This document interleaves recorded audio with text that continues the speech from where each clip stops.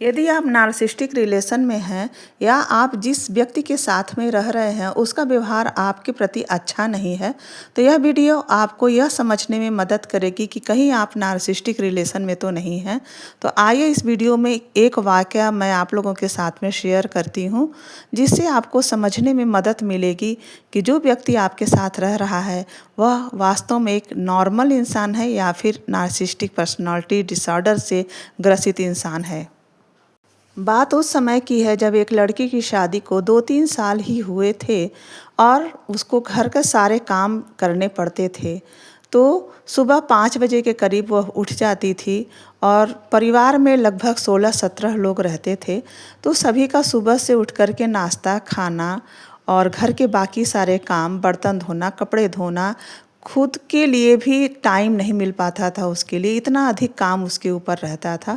तो पूरे दिन भर वह काम करती थी। बीच में अगर कभी थोड़ा आधा 1 घंटे का टाइम मिल भी जाता था तो वह थकान से इतनी ज़्यादा परेशान हो जाती थी कि वो आधा 1 घंटा खुद के लिए सो करके ही या आराम करके ही निकाल देती थी। उसको खुद के बनने संवरने का भी टाइम नहीं मिल पाता था, क्योंकि परिवार में सदस्य अधिक थे तो काम भी अधिक था। हालांकि सब लोग मिलकर थोड़ा थोड़ा काम करते थे, लेकिन घर की छोटी बहू होने के कारण उसके ऊपर जिम्मेदारियों का बोझ अधिक था।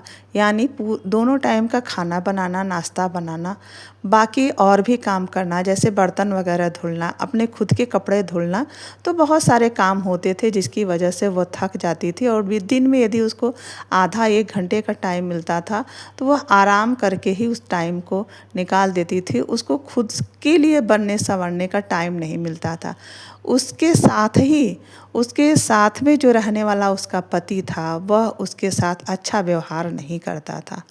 हुआ यह कि एक दिन की बात है, पूरे दिन भर का काम करके लगभग रात को 9:30 बजे के करीब अपनी सासू माँ का वह पैर दबाने गई। प्रतिदिन सासू माँ का पैर दबाना होता था। पहले के समय में कुछ इस तरह का होता था। आज के समय में हालांकि लड़कियां पैर नहीं दबाती हैं या बहुत ही कम इस तरह की हैं जो इन सब बातों को मानती होंगी, लेकिन पहले के समय में यह कंपलसरी होता था कि रात में सास का पैर ज़रूर से ही दबाना है। इससे उनको यह समझ में आता था कि सासू माँ को सम्मान दिया जा रहा है। पहले के लोग सिखाते भी थे लड़कियों को शादी के समय जाते समय कि सास ससुर की सेवा करना, ननद की सेवा करना, जेठानी की सेवा करना, जो परिवार में बड़े बुजुर्ग हैं उनकी सेवा करना। और लड़कियों की शादी भी कम उम्र में हो जाती थी तो वह ससुराल में जा कर के इसी तरह से वो सेट भी हो जाती थी।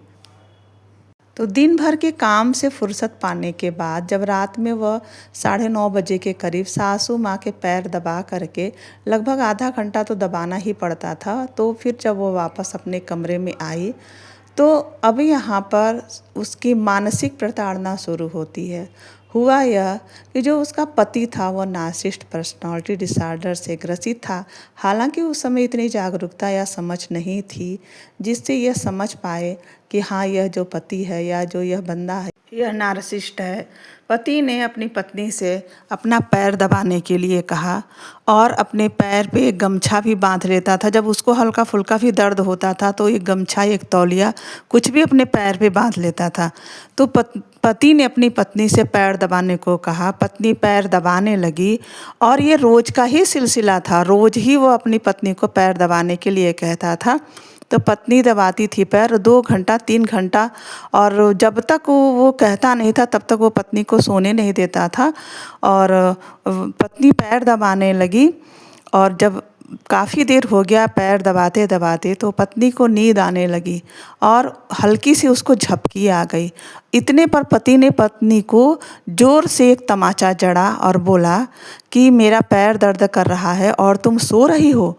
पत्नी बेचारी फिर से दबाने लगी पैर, अब पति आराम से सो रहा है।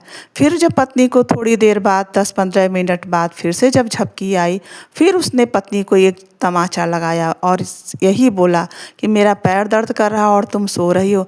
इस तरीके से जब भी पत्नी को झपकी आती पति उसको मार देता और डर करके पत्नी बेचारी उसका पैर दबाने लगती। लगभग 2.5-3 घंटे तक दबाते दबाते जब पति को नींद आ जाता, जब पति सो जाता, तब पत्नी जाकर के सोती थी। इस तरीके से वह अत्याचार करता था, मानसिक रूप से भी अत्याचार करता था और फिजिकली भी वो अत्याचार करता था। पत्नी को तब तक वो सोने नहीं देता था जब तक वो खुद नहीं सो जाता था। पैर दबाते दबाते करीब 2-2 3-3 घंटे हो जाते थे, तब उसे नींद आती थी और तब वह सोता था। तब बेचारी पत्नी सोती थी और सुबह में उसको 5 बजे, पत्नी को सुबह 5 बजे फिर से उठना होता था और घर के सारे काम करना पड़ता था। तो इस तरीके का अत्याचार पति करता था अपनी पत्नी के साथ।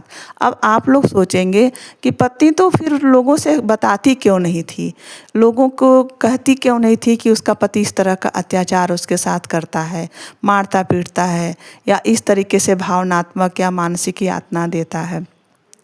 तो पत्नी जो है इस डर के वजह से नहीं कहती थी परिवार के लोगों से कि परिवार के लोग पत्नी को ही खराब कहेंगे, सोचेंगे कि ज़रूर इसकी ही कोई गलती है तभी तो इसका पति इसको मारता है या इस तरीके से करता है। अगर वो पति पैर दबाने के लिए कह दिया तो क्या हो गया, पत्नी हो, तुम्हारा धर्म है, तुम पैर दबाओ, लोग इस तरह की बातें करेंगे।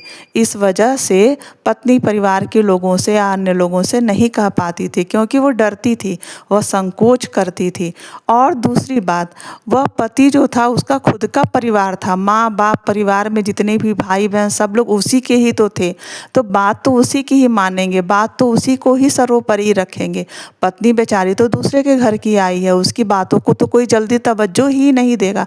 तो कुछ इस तरीके की बातें थी जिसकी वजह से भी पत्नी अपनी बात नहीं कह पाती थी। और ऊपर से जो पति था वो गुस्सैल भी स्वभाव का बहुत था क्योंकि वो नार्सिसिस्टिक पर्सनालिटी डिसऑर्डर से ग्रसित था, तो उसके अंदर क्रोध बहुत था, छोटी छोटी बातों पे गुस्सा हो जाता था। तो घर के लोग भी जानते थे कि अगर हम लोगों ने उससे कुछ कहा तो वो गुस्सा हो जाएगा। यहाँ तक कि इतना अधिक गुस्सैल था कि वो तोड़ने फोड़ने लगता था, सामान को उठा करके पटकने लगता था। तो कुछ इस वजह से भी लोग उससे बचते थे और दबते थे। और जो पत्नी थी वो घर के रूम के अंदर ही चाहती थी कि जो भी बातें हों हम लोग आपस में समझ लें, परिवार के अन्य सदस्य न जानने पाए, जिससे कि पत्नी की बुराई कोई ना कर पाए या पत्नी की लोगों के नज़रों में पत्नी का या उस लड़की का सम्मान न कम होने पाए। तो पत्नी अपने सम्मान के लिए भी लोगों से नहीं कुछ कह पाती थी, यही वजह था। तो अब आइए जानिए, जो नार्सिसिस्ट पति था वो पत्नी की इस कमजोरी को समझता था। वह जानता था कि इसको मैं कितना भी सताऊंगा यह बाहर के लोगों से, घर के लोगों से नहीं बोलेगी क्योंकि इसको अपना सम्मान प्रिय है। इसको लगेगा कि अगर मैं अपने पति की सब लोगों से शिकायत करूंगी तो पति को ही लोग अच्छा कहेंगे और मुझे खराब कहेंगे। तो यह पत्नी की कमजोरी है। यह जो पति था, जो नार्सिसिस्ट पति था, वह समझता था कि यह पत्नी इसी वजह से लोगों से कुछ नहीं कह पाएगी और मैं इसके ऊपर जो अत्याचार करूँगा वह सहेगी। और ऐसा होता भी था। और पत्नी जो थी, चूँकि उम्र भी कम थी, समझ भी कम थी, तो पत्नी सोचती थी कि चलो मेरे समर्पण भाव से, मेरे पैर रोज दबाने से इसको अंदर मेरे प्रति प्रेम जागेगा और यह बंदा कुछ समय बाद सुधर जाएगा।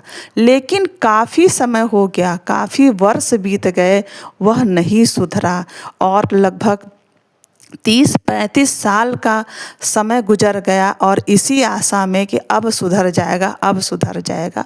लेकिन ना, वह प्राणी सुधरने वाला ही नहीं है। उसकी व्यवहार में जरा सा भी बदलाव नहीं आया, आज भी वह वैसा ही है। हाँ, कुछ समय बाद हुआ यह परिवर्तन कि पत्नी ने पति का पैर दबाना ही बंद कर दिया।